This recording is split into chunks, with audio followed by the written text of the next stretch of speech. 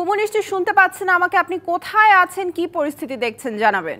আসলে আমি আমি এর আগে বলছিলাম যে আমি এই মুহূর্তে রয়েছি জাহাঙ্গীর গেট, অর্থাৎ যেটি সেনাবাহিনী মানে ক্যান্টনমেন্টের যেটি প্রধান ফটক সেখানে রয়েছি। এখানে মানুষের ঢল নেমেছে চারপাশ থেকে, যে দুটো রাস্তা, একদিকে প্রধানমন্ত্রীর কার্যালয়, একদিকে মহাখালী, এই দুপাশ থেকে মানুষের জন্য বিজয় মিছিল নিয়ে বিজয়ের ঢল নেমেছে চারপাশে। মানুষ আর মানুষ, লোকে লোকারণ্য।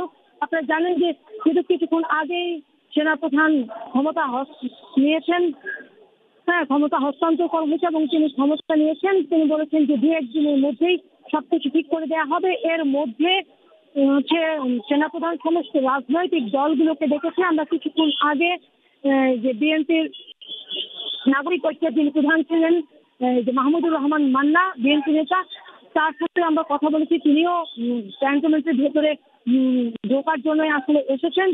তিনি বলেছেন যে আসলে এটি জনগণের বিজয়, শুধু রাজনৈতিক দলগুলো নয়, বিএনপি নয়, এটি জনগণ তাদের বিজয় ছিনিয়ে এনেছে। এটাতে করে আসলে সরকার টিকে থাকতে পারে না কোনো সরকারই, যার কারণে জনগণই সরকারের পতন ঘটিয়ে তারা হচ্ছে জনগণ তাদের বিজয় ছিনিয়ে এনেছে। তাদের যে অধিকার ছিল সেই অধিকার আদায় করতে পেরেছে জনগণ। যেহেতু এখন রাজনৈতিক দলকে এখানে ক্যান্টনমেন্টের ভেতরে ডাকা হয়েছে, তারা সেই জন্যই এসেছেন এবং ভেতরে যাচ্ছেন।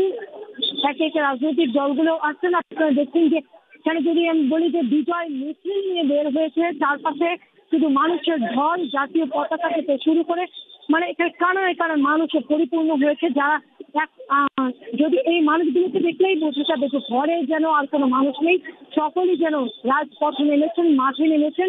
যদিও আন্দোলনে এত মানুষ দেখা যায়নি, আজ কিন্তু বিজয় মিছিল নিয়ে কিন্তু এত মানুষই বের হয়েছেন, বিজয় মিছিলে সামিল হয়েছেন সব শ্রেণী পেশার মানুষ, ছোট বড় সকলে আনন্দ উল্লাস করছেন। বলছেন যে তাদের যে ন্যায্য দাবি আদায়ের মুক্তির দাবি যে ছিল, সেই দাবি তারা আদায় করতে পেরেছেন। তাদের যে দীর্ঘদিনের 1 মাসের প্রায়, যদিও এই 1 মাসের আন্দোলনের মধ্যে এক দফা দাবি ছিল না। প্রথমে কোটা আন্দোলন দিয়ে শুরু হয়, কোটা সংস্কার আন্দোলন দিয়েই, তারপরে কিন্তু দিনে দিনে এটি বাড়তে থাকে। যত দিন গড়িয়ে যায়, সময় গড়িয়ে যায়, তত আন্দোলন কিন্তু সহিংসতায় রূপ নেয়, মানুষের হানাহানি ঘটে। এতে প্রায় 2 থেকে 250 মানুষের প্রাণহানি ঘটে। আপনারা দেখতে পাচ্ছেন যে মানুষ আর মানুষ, শুধু পদচিহ্ন দিয়েই যেন চারপাশে ঘেরা, চারপাশে যেন মানুষের ঢল। মানুষ দেখতে পাচ্ছেন যে শুধু চারপাশ দিয়ে শুধু মানুষ আর মানুষ যাচ্ছে জাতীয় পতাকা হাতে নিয়ে। তারা যেন তাদের বিজয় মিছিল ফিরে পেয়েছেন। কেউ যানবাহনে করেও যাচ্ছেন, কেউ গাড়িতে করে, কেউ রিকশায়, মোটর বাইকে, সকলে যেন আনন্দ উল্লাসে মেতে উঠেছে চারপাশ।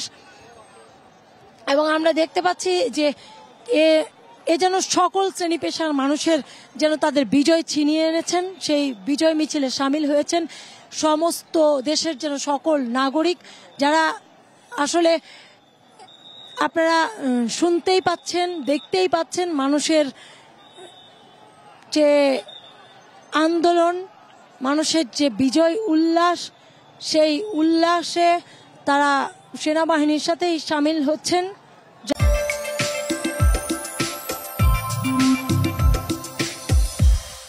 যারা পথ পাড়ি দিচ্ছেন মানুষের, তারা আসলে জানেন না মানুষগুলো, তারা শুধু একটাই দাবি চেয়েছিলেন, যেহেতু যে শেষ পর্যন্ত তারা এক দফা দাবি। তারপরে আজকের যে কর্মসূচি ছিল সেটি লং মার্চ, সেই long march, Dhaka to long march, সেটিও তারা আজ সফল করতে পেরেছেন। যেহেতু প্রধানমন্ত্রী শেখ হাসিনা, সাবেক প্রধানমন্ত্রী যদি বলি, বা শেখ হাসিনা সরকার কিন্তু দীর্ঘ টানা 15 বছরেরও বেশি সময় একবার এক নাগাদ তারা ছিলেন, ক্ষমতায় থেকেছেন।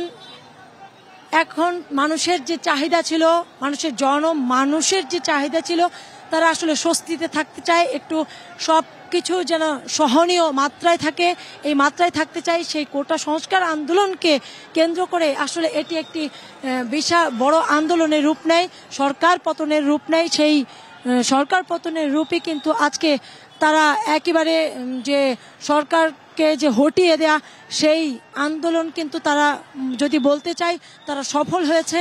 এদেশের জনগণ সফল হয়েছে, ছাত্র সমাজ সফল হয়েছে এবং এখানে হচ্ছে রাজনৈতিক যে দলগুলো ছিল যারা তাদের সাথে সামিল হয়েছিল, বিশেষ করে আন্দোলনকারীদের সাথে, তারাও কিন্তু সফল হয়েছে। দেখতে পাচ্ছেন আপনারা যে একটি পিক আপে করে, একটি ট্রাকে করে বিজয় মিছিল বের করেছে মানুষ। তারা বলছে যে তারা দীর্ঘদিন আন্দোলন করেছেন, পথে থেকেছেন, রাজপথে।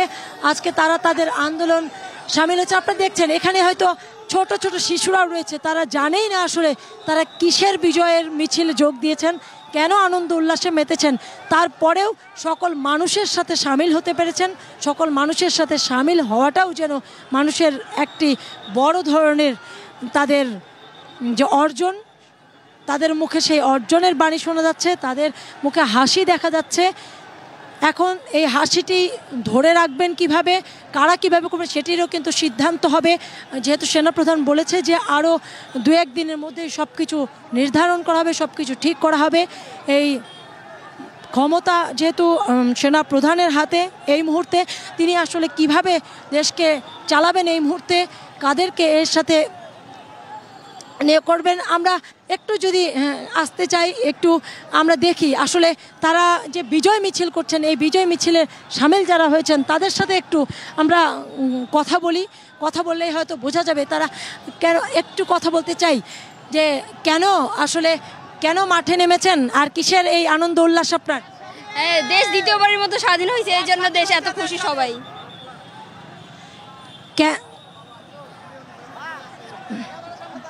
বিজয়ের আনন্দ কতটুকু? বিজয়ের আনন্দ 100%, 10% না 20% 100%। এখন আমরা খালি মিষ্টি খাবো। এই খুনি হাসিনার আমরা পদত্যাগ করতে পারছি, আলহামদুলিল্লাহ। এই খুনি হাসিনা ইনশাআল্লাহ আলহামদুলিল্লাহ আমরা পদত্যাগ করেছি, এই সরকার পদত্যাগ করছে। আমরা ইনশাআল্লাহ আমাদের প্রিয় সেনাবাহিনী পিলখানার বিচার, আমাদের হেফাজত ইসলামের যত শহীদ হয়েছে সবার বিচার ইনশাআল্লাহ হবে। অনেক আনন্দ উল্লাস। এখন বাসায় যাব এবং তারপরে মিষ্টি খাবো আমরা। শুনছিলেন আনন্দ উল্লাসে মেতেছে যারা আসলে বিজয় মিছিল করছেন, যারা সফল হয়েছেন এই আন্দোলনে। তারা বলছেন যে যেই ধরনের বিষয়গুলো ছিল, তাদের যে চাহিদা, জনগণের সাধারণ মানুষের যেসব চাহিদার মধ্যে তারা যে সমস্যাগুলোর মধ্যে ছিল, সেই সমস্যা থেকে কিসের চিহ্ন দেখালেন? বুঝি না কিসের চিহ্ন দেখালেন? আমরা জয়ের উল্লাস দেখাচ্ছি। এখন আমরা যে বিজয়টা ছিনিয়ে আনতে পারছি, এটাই আমাদের সবচেয়ে বড় পাওয়া। এতদিন যে স্বৈরাচার যে রাষ্ট্র যেভাবে মানে নিজের আয়ত্তে নিয়ে রেখেছিল, পুরো প্রশাসন ছিল তার কন্ট্রোলে, এখন পুরা বাংলাদেশ দেখছে তার যদি এতই ক্ষমতা থাকতো সে আজকে দেশ ছাড়লো কেন? সে তো এতদিন বলছে যে সবাই রাজাকার, সবাই সন্ত্রাসী। আজকে সেই কোথায়? যদি সবাই রাজাকার হতো তাহলে তো সবাই দেশ ছাড়তো। আজকে কেন সে দেশ ছাড়লো? আজ থেকে বাংলাদেশের নাম নতুন করে ইতিহাসের পাতায় যুক্ত হবে। স্বৈরশাসক সে যত বড় ক্ষমতাশালী হোক না কেন, একদিন তার পতন নিশ্চিত।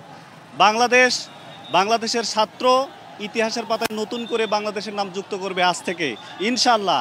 আগামী দিনগুলোতে এরকম স্বৈরশাসক এই দেশে আর জন্ম নিতে পারবে না। ছাত্র সেটা অবশ্যই দেখে ছাড়বে। ধন্যবাদ। শুনছিলেন তারা আসলে এদেশের স্বাধীনতা চায়। স্বাধীন যে দেশ 1971 সালে যে স্বাধীনতা অর্জন করেছিল, যে লাখো শহীদের রক্তের বিনিময়ে, সেই স্বাধীন দেশকে দেখতে চায় এই মানুষ। তাদের বাক স্বাধীনতা, তাদের যে যাতে করে কেউ খর্ব করতে না পারে, সে যত বড়ই ক্ষমতাধর হোক না কেন রাজনৈতিক দল, কোনো রাজনৈতিক দল এসে যেন সাধারণ মানুষের যেন গলা টিপে না ধরতে পারে, তাদের বাক স্বাধীনতায় যেন বাগড়া না বাঁধতে পারে, তারা যেন স্বাধীনভাবে চলতে পারে, স্বাধীনভাবে কথা বলতে পারে, স্বাধীনভাবে তাদের মনের ভাব প্রকাশ করতে পারে, সেটাই তাদের দাবি সাধারণ মানুষের। তারা বলছেন তাদের আন্দোলনের মধ্য দিয়ে সরকারের যে পতন হয়েছে, তারা বলছেন যে স্বৈরাচার শাসকের যে পতন হয়েছে, এই ধরনের স্বৈরাচার শাসক যেন আর ভবিষ্যতেও কোনোদিন এই বাংলাদেশের মাটিতে আর না আসে। যেই আসুক না কেন, তারা যেন মানুষের কথা বলে, তারা যেন জনগণের কথা বলে, তারা যেন দেশ মাতৃকার কথা বলে, এমনটি প্রত্যাশা করছেন যারা বিজয় উল্লাসে মেতেছেন যেসব মানুষ। তারা বলছেন যে তারা তাদের আন্দোলনের সাথে যেহেতু সকলে সামিল হয়েছে, তারা একাত্মতা ঘোষণা করেছেন, এই জন্য সব মানুষকে তারা সাধুবাদ জানাচ্ছেন। আপনি দেখছেন এই উল্লাস, তারা বলছে যে এই উল্লাস যেহেতু এতদিনের তাদের একটি আন্দোলন ছিল, তাদের এই আন্দোলন সফল হয়েছে। এসব মানুষের, শিক্ষার্থীদের পাশাপাশি আম জনতার এবং সাধারণ মানুষের, জনগণের সেই উল্লাসে তারা সামিল হতে চায় এবং এই উল্লাস যেন ভবিষ্যতেও উল্লাসেই থাকে। যেই আসুক না কেন ক্ষমতায়, যারাই দেশ পরিচালনা করুক না কেন, তারা যেন স্বাধীন থাকতে পারে, স্বাধীন চেতনার হতে পারে, স্বাধীন দেশে মাথা উঁচু করে দাঁড়াতে পারে, এমনটি প্রত্যাশা করছেন এদেশের নাগরিকরা। কুমু, ধন্যবাদ আপনাকে আমাদের সাথে যুক্ত হবার জন্য।